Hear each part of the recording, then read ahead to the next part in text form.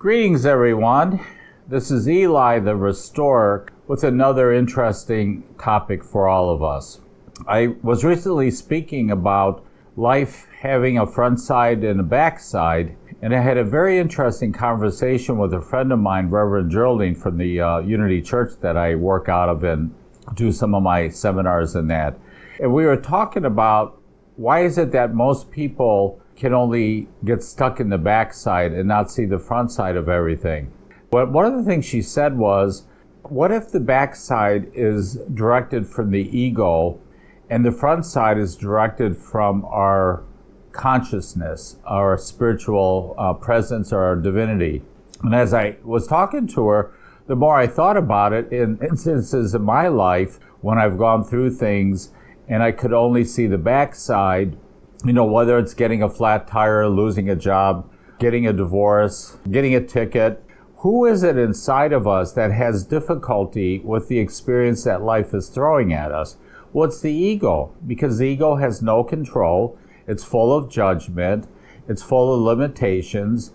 It can only see the speck of dust in front of its eye and not the whole tree in front of it. But if we're operating out of our consciousness, unity consciousness especially, the front side is easier to see and how it all fits in.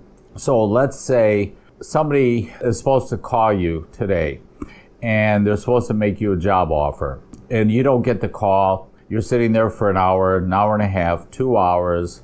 You've got two options the way I look at it. You can live in duality. This is wrong, this is bad, this shouldn't be happening. I have no control here, which the ego hates, by the way.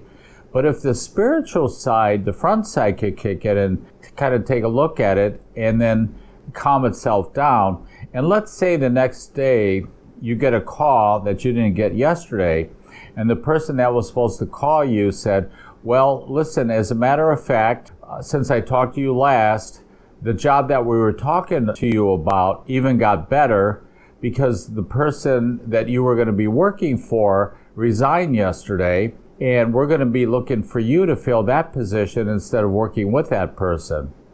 Now, who sees that coming? The ego sure doesn't, because all that it's focused on is what should be happening, what could be happening. They don't want me. It was all a setup anyway, and on and on and on and on and on it goes, right? But the front side of the picture is able to see how all the pieces are interconnected. And that's why I like to talk about unity consciousness, which I believe sees the chessboard from above, and polarity consciousness sees reality from the board, just looking straight ahead at how all the pieces are being moved. And what does the ego see?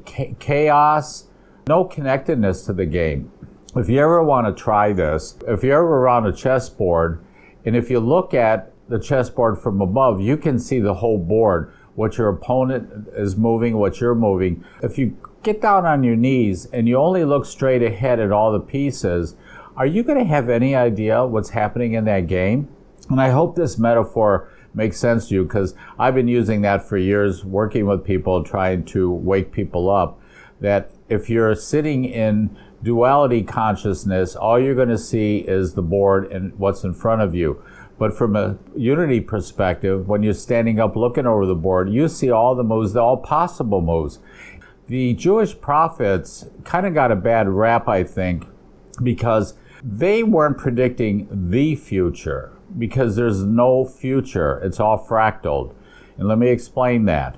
All possible futures are there. I love the movie The Butterfly Effect with Ashton, Kutcher.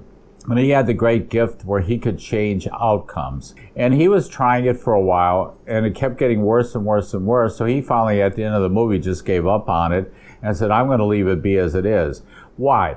Because the plan is the plan. He was trying to interfere with the plan without seeing the chessboard from above. All he could see is that one move straight ahead, not realizing the ripple effect he was going to cause on the whole of everything. So if we take a look at our life situations and experiences and think about the times when we've got most upset, were we seeing the board from the floor level, or were we seeing the board from the above level, looking down?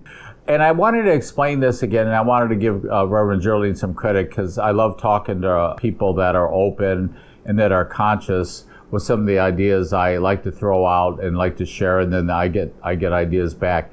You know, the one thing I've said many times to people when they talk about how do I want to say this?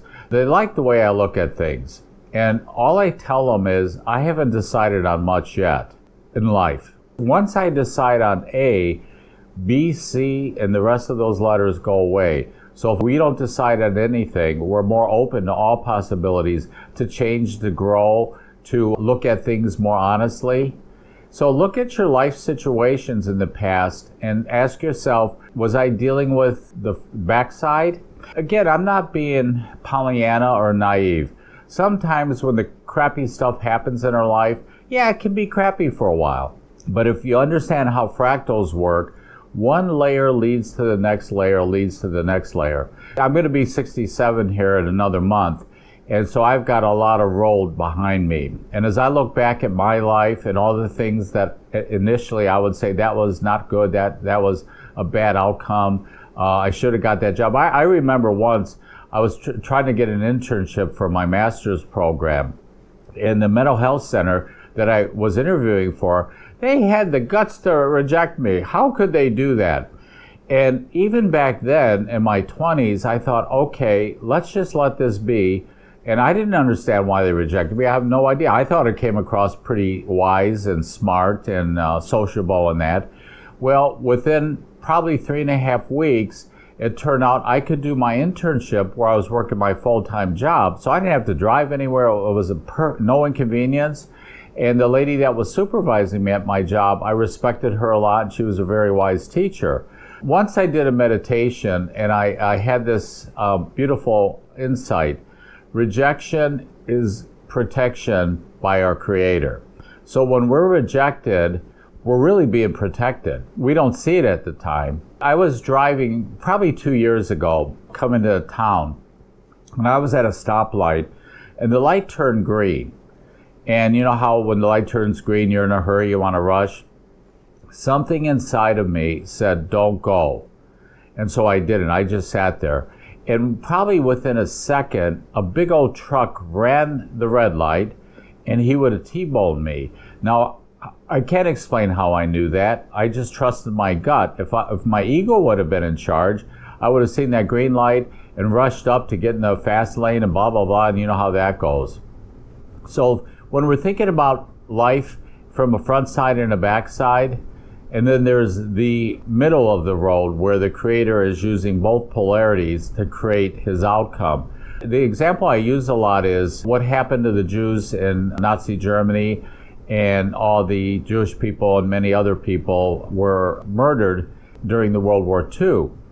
And it was horrible. That's what I'm saying. I'm not being Pollyanna here. I can't imagine what those poor people went through and how lost they felt and alone. Shortly after the war ended, the Jews were granted by the UN the ability to go back to Israel, their homeland. Now, there's been a struggle since they've been back there, but even some of the countries that weren't fans of the Jewish people voted for them because the world guilt was so strong. So that's what I mean. The Creator will use a terrible, terrible situation, a terrible lemon, and he will find a way to turn it into lemonade. And I found a quote on Facebook the other day. I'm studying Byron Katie, and I've said this before. This is a lady that I've just been introduced to in the last 7 or 8 months. And I'm blown away by not only her journey, which if you get a chance to check it out, it's really profound, but she takes a look at how our thoughts create all of our suffering. And she said, any incident that causes suffering, whether it's a car crash, a layoff, being dumped by your boyfriend or girlfriend, the pain of that is over in a minute.